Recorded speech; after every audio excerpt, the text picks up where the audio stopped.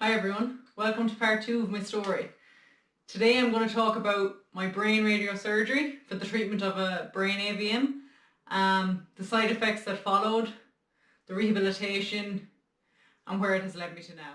So I'm going to go through it from 2014 to now, but first I just want to have a quick outline of what actually happened. So bringing it all back, I had my lung treatment and they had found that there was an AVM in my brain, as I've mentioned, but it's so small, or it was so small, that it didn't need treatment, but I was still referred to a neurologist.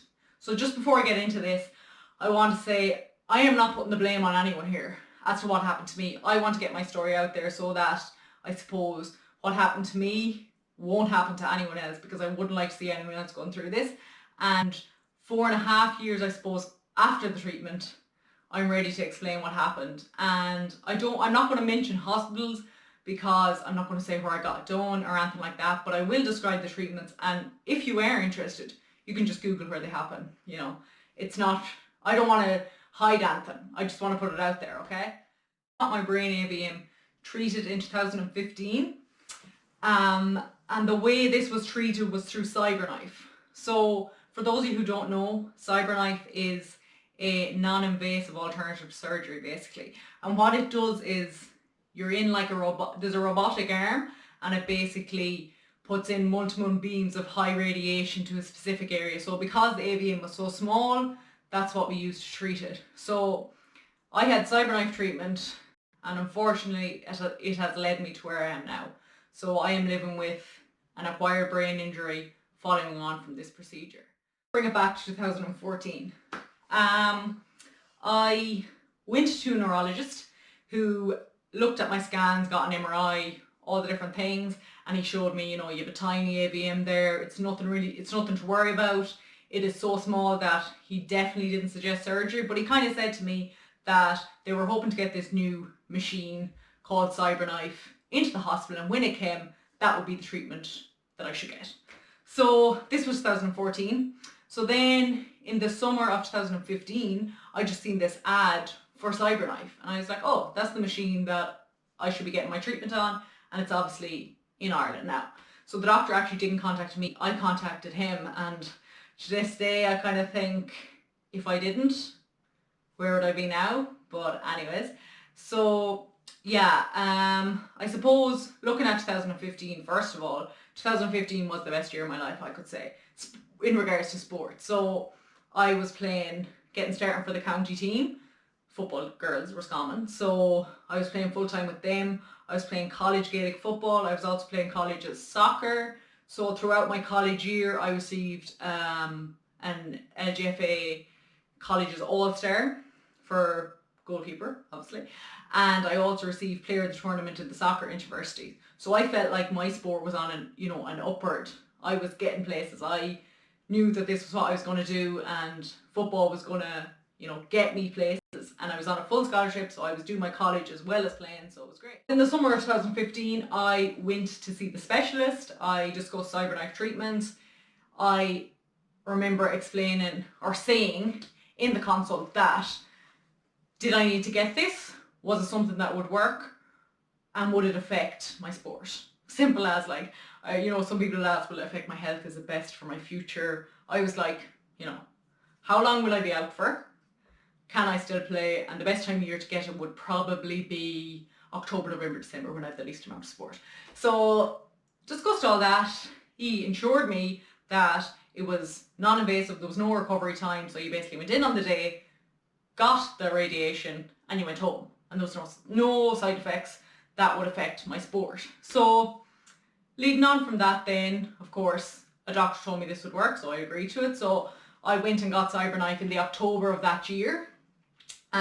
Went in, you put on this, I suppose it is like a helmet. So it's made especially for your head, and then there's the hole where the beams of radiation will go. And the objective of this was to shrink the AVM. So as opposed to, in the same way that the coils cut off the blood supply, this would shrink the AVM. Okay? So following on from that then, I was told we'll have a 6-month scan checkup and we'll have a year scan checkup. Just, and I thought, oh grand, that's all right. And then this brings me to the end of 2015. So the 28th, 29th of December, I had my first seizure. What I remember of it was, at the time I was in my girlfriend's house, and I just remember my hand locking like tight, and the only thing I remember is being like, ow, my hand, like. So yeah, I had a full seizure, can't remember anything else about it. Was brought to hospital, they just said it was my first seizure, so it could be from anything. It could have been from, like, we'll say alcohol if you're obviously on a night out, or it could be just from, people might have a one-off seizure with no reason. So I was in hospital, was sent home, and wasn't put on any medication or anything. And then a month later, I had another seizure. I went back to a different hospital, and they just said that because I had had two, I should go and talk to an epilepsy specialist. To my epilepsy chapter, I suppose. Went to a different neurologist now to talk about my epilepsy, and I remember the first thing I said was that I had this treatment in my brain, and would that be causing the seizures? And first time I went to him, it was such a weird experience, like, because he wasn't really giving me an answer, and he wasn't saying yes or no, but he just kind of, I suppose, gave me the medication and said, this is how I treat a seizure, And then I went back to my other doctor that had given me the treatment. He said, no, I just developed epilepsy, that it isn't something that is related to CyberKnife. So me being, if a doctor tells me something, I'm just like, okay, yeah, and back I go. So I went on the medication for the seizures, and I went back. I was still playing football and everything. It wasn't stopping me in any way, shape or form. So I was taking the medication, but I still was having these seizures where I suppose I was awake for them, but like my arm might lock and shake, or my leg might shake, but I wouldn't go unconscious, I suppose, and I'd be able to remember what happened. So this went on for months, and every time I got one of them, I'd contact the doctor, he'd up the dose of medication, get another one, contact the doctor, up the dose of medication, and this kept going until May. So I had my last exam, I think, on the Monday, and I remember I went home, went to Gaelic training at home, and then I said I'd go back up to Athlone and go out on the Wednesday night or the Thursday night with my housemates. And I remember I wasn't drinking, because once I got the second seizure, I said I would stop drinking, because they said, epilepsy can be caused by drink, and I never really drank that much. Obviously I had nights out in college, but I wouldn't have been drinking every day of the week or anything. So I just went off drink, I suppose, because I didn't want that to be the cause. So yeah, we were walking down to the pub. I just remember this so weirdly, but anyways, we were walking down to the pub, and I remember my finger just started twitching, and I just said to Dylan, who was with me, oh crap, I'm gonna have a seizure, like. And he's like, no, you're not, like, how do you know? And it was just that twitch, like a little, and then my hand locked. But this went on for a half an hour, and I wasn't able to talk, but I was fully aware of what was going on. So my whole body was shaking, my legs were shaking, all of that, but I couldn't talk and tell him what was happening. Like, he obviously knew I had a seizure, so he just put me, everything you should do, just leave me, let it pass. But like, it went on for half an hour. So we went straight up then to A&E and to the hospital that I'd received the CyberKnife treatment. My mom was like, enough is enough, this has to be coming from there. So went up, got an MRI, and it was looked at, and I was told there was a bit of swelling, but it is common for this from the procedure of CyberKnife. Swelling is something, they've messed with a part of your brain, so the area around that there will be a little bit of swelling. So yeah, then he as in, or she, the consultant, said that the swelling could have caused the seizures, and just to stay on the medication for the seizures so that I wouldn't be having them, basically. So this was the end of May. June then, and this was really when, excuse my French, but shit hit the fan, I suppose. I remember vividly the 2 weeks that led up to it. And I remember in my head knowing that something was wrong, but I had gone to doctors, I had gone to out of hours clinics, I had gone to college doctors, I had gone to my home doctor, I had gone to loads of different people to try to explain how I was feeling, but it wasn't anything to worry about. So in the first week of June, I remember getting these really, really bad headaches, and like, I wouldn't massively complain about pain. You'd be sore from training, but like, this was a pain. My head was just like, it was just such a headache, like, it's so hard to describe. But I remember it felt like I'd go to the doctor and they were like, is the pain here, is the pain here, what sort of headache is it? And I was just like, it's just, my head is just sore, like. So I remember like waking up and I'd lift my head off the pillow and it should just be like doof, like hitting, like it was just moving the pain. So I'd have the really bad headache when I wake up, and I was told it was probably migraine. So just because it was this on-off headache, so I used to go in the middle of the day, come back in the evening, be there in the morning. So it was like a migraine. So I was taking, Nurofen or Panadol, any of that, just to get rid of the headache. So what used to happen was it used to be there in the morning, so I'd take something, and then in the middle of the day it'd be gone, and then I might get it again in the evening. But I remember in the gym, and I was doing this specific week, I was doing like sit-ups or different things like that. Like at the time I was mad into going to the gym, and I remember like feeling my headache like going forward and back. And now that I look back, it literally was like something was moving in my head, like forward, back, every time I did a sit-up. So that was one day. The following day then, that day had been leg day in the gym. I remember this so well. So I was walking up the stairs in my house and my foot kept hitting the step.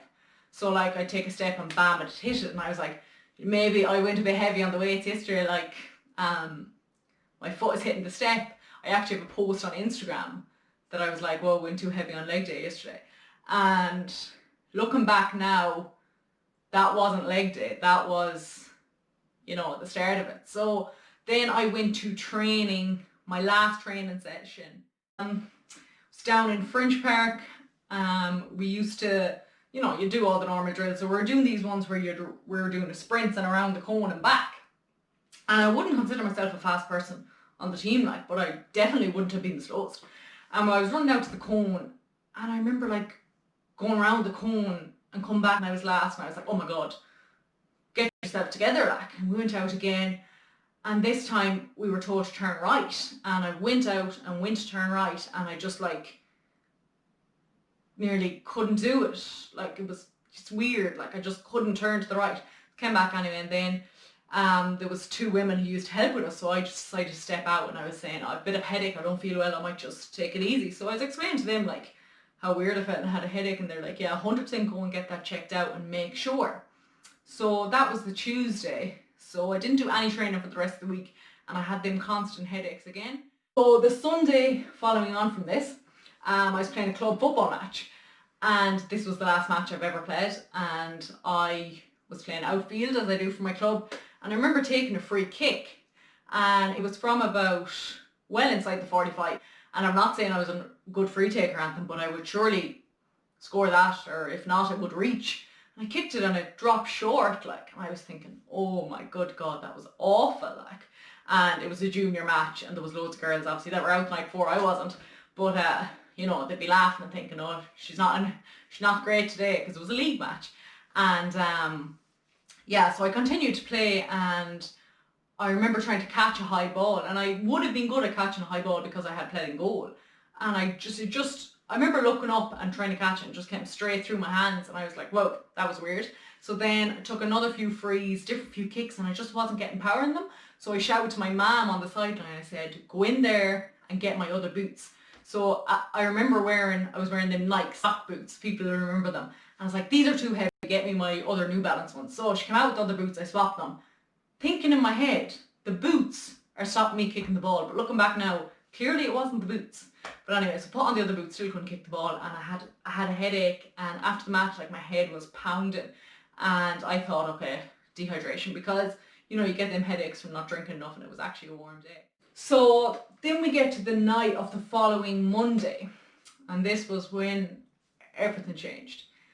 I had a headache, I suppose, during the weekend. I'd gone to an after hours clinic, and I woke up in the morning, and like, I wasn't crying, but there was tears coming out of my eyes with the pain in my head, and I couldn't eat. But when I stood up out of the bed, I was like, getting sick. So it was like a migraine that was making me physically puke. So tried to get that treated, just got treated for a migraine, and it went. So then on the Monday, I went to bed, and I woke up. I can kind of remember this, and I kind of can't. I woke up and I was like crying with the pain in my head, and I was saying, oh, my head is so sore, like, I'm going to get sick, I need the pain to stop, I need it to stop. And I woke up, and my girlfriend was there, and I kind of was in a panic, and I was like, I can't feel my arm. and I just couldn't. And then I started to try and explain, and my speech was going and my speech was slurring. I couldn't move my right hand, I couldn't move my leg. So it just took a few minutes, and then eventually I was kind of able to get words out. So she was like, we're going to A&E now. So I had to go down the stairs, and I wasn't able to lift my right leg. So she was just letting me down the stairs. Got to A&E, and when I got there, explained everything, and the nurse was like, yeah, you have the symptoms of a stroke, so we need to get you seen ASAP. Like, so by the time I got to A&E, my speech was back, but I had the limp. She did, all my vitals were grand, but I was still a bit drooped, and obviously the right side of my body was really, really weak. So from there, got the MRI. I might put in some pictures here, I'll try to anyways. So yeah, they admitted me because they said I get the MRI in the morning, and I was put in the stroke unit, and I was like, oh, hospitals these days, don't have many beds, but really I would look like I'd had a stroke, so that's why I was in the stroke unit. So anyway, the porter was coming and was like, I'll bring you down to the MRI. I was like, oh my God, please, I'll go myself, thank you. So I went down, got the MRI. I remember getting MRIs, and you walk out and you can see all the screens and you can see what's on it. So I walked out and I looked, so I was finished, and I was about to walk out, and the radiographer came in and was just like, yeah, you're going to wait there, we're going to get someone to bring you down. I was like, okay, they're being very cautious. I walked out and I had a quick look, and I was like, oh, can I see it? And she was just like, just easy, and the doctor will talk to you. I was like, what? Okay. I just thought, extra cautious. So anyway, I went down, the doctor came in, and in pure panic basically said, we need to get in contact with your doctor in Dublin. There is something very, very wrong. You have massive swelling in your brain, basically.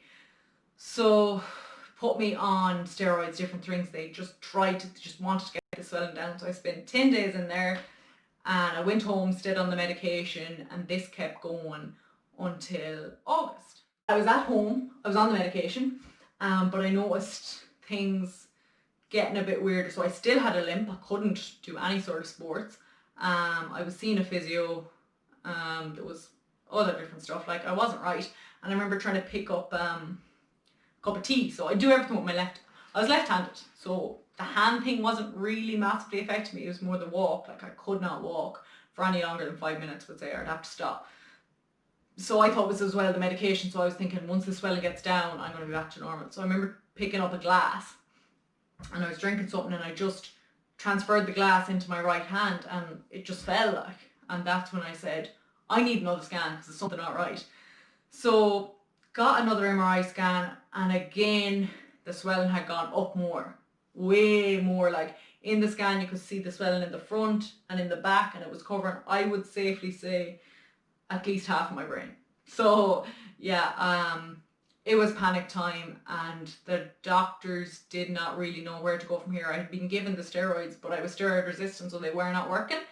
And this leads me on to the treatment. At this point, CyberKnife's forgotten about. CyberKnife, CyberKnife has been done, and it has caused this. You have massive cerebral edema, which is swelling of the brain, and it needs to be stopped basically because it's getting so big. So there was only one option. I had tried the steroids, I had tried other things, and I went to get a second opinion, I suppose. And the doctor said to me, you should look this up. I'm not advising you do it, but this is what you should look up. And it was a type of chemotherapy that people, if they got a tumour removed, would use to reduce the swelling. And I remember thinking, what, like chemo? So yeah, I was saying I will do anything to get back playing football, to get back walking, to get my power back. So the doctor was saying, yeah, if you get swelling down, get the swelling down. And in my head I was like, get swelling down, be back to normal. So this was end of 2017, into 2016, sorry. I started chemo, so I got 12 rounds of chemo, and the swelling went down. So I got a repeat scan then, and the swelling, yeah, it was down. But I was like to your man, okay, why am I back to normal? And he just said to me, give it time, 3 months, 6 months, 8 months, 12 months, give it time. That's what I was told so many times. So I was in my final year of college, I had done my first semester.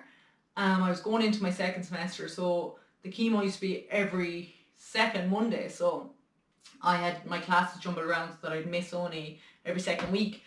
And I wanted to be that person who got through college and who, you know, this happened to, but I came back and I made this unbelievable comeback and it's such a great story and la la. But I think when it got to February, I just was like, I can't do this. I remember just sitting at home being like to my mum, I'm just going to drop out. Like, she was like, okay, like whatever you want. And I suppose everything was just becoming a bit much for me. My mental health was massively affected at this stage because I wasn't getting any better.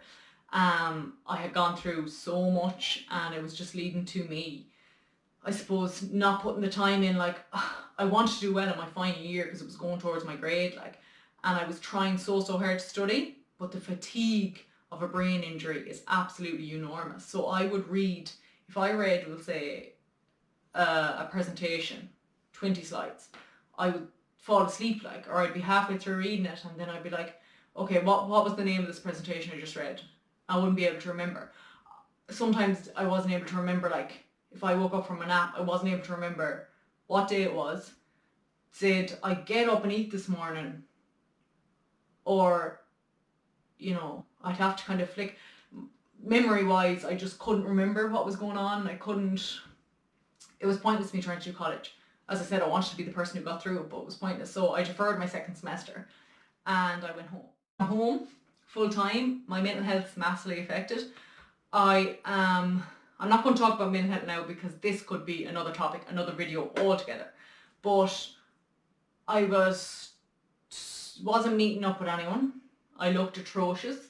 I was staying in the house 24/7. I was too afraid to go anywhere. I remember trying to go to a shop and if there was a queue I would leave because I just wanted to get in and get out.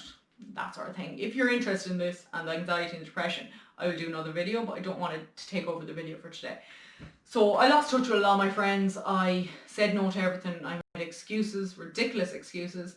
And then I went to this HHT conference in Croatia.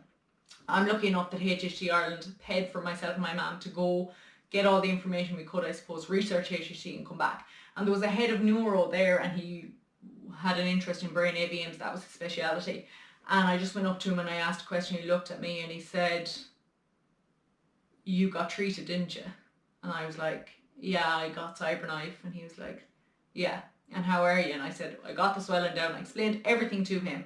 And he said, I am sorry, but you're going to have to take from August of this year, so that would have been 18 months since I lost the power, as your new baseline.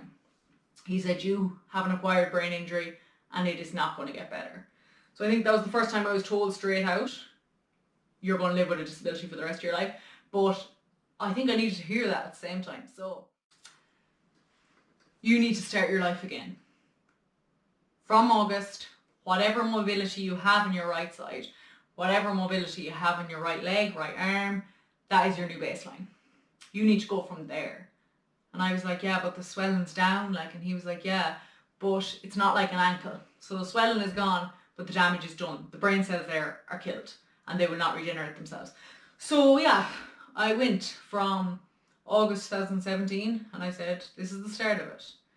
But I still was having massive problems getting out and about. I couldn't walk properly. I 100% couldn't run, still can't. And I wanted answers and I wanted to get into I was hitting rehabilitation like it was, I was about to go back into the NBA, like I was doing so much. So I went to neurophysios in Dublin, Galway. I went all over the country to these neurophysios. And I remember I walked into one and she just said to me, when did you have the stroke? Well, my mother nearly fell off the chair. I was like, oh, I didn't. And she's like, oh my God, it's so like stroke. But anyways, so I continued my rehabilitation and I knew I had until December, until I was going back to college. So I needed to sort out mental health, I needed to sort out my anxiety, I needed to get that part of my life sorted. So yeah, I'm delighted to say I went on and finished my degree in sports science. There was a lot of things I couldn't do.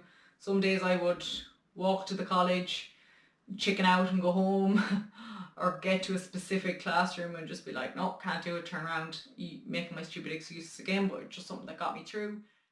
That's my brain story. I hope I didn't ramble on too much and I hope that I got the main important points across, but I will talk about following on from college, and my paracycling career in part 3. So if you're interested, please watch that. But just to finish off, there is something I want to say, especially to HHT people. I was told this at the conference and I wish I knew it back in 2015, but think before you treat. So important. With AVMs, some of them are not dangerous, but you just need to think before you treat, because a doctor will always want to treat something. Treat, make it better. And with me, you can clearly see it didn't make it better. It made it worse. And now because of that, I'm living with an acquired brain injury, permanent brain damage, and a disability for the rest of my life. And I would never have got this procedure, the CyberKnife treatment, if it wasn't for me having health insurance. So yeah, I look back to this day and think, if I didn't have health insurance, I wouldn't have got that, because I wouldn't have been able to afford it. And if I had known more, I would have thought before I treated it. So yeah, my main message is to just think before you treat, because some things are better left, but some things are better treated. So I hope this wasn't too rambly, and I hope I got the point across. And if there is HHT people out there and they want to ask me some questions, just please leave them in the comments below. I'm going to talk a lot more detail about having an acquired brain injury and that. So if you are interested in that, please subscribe. And thanks so much for watching it.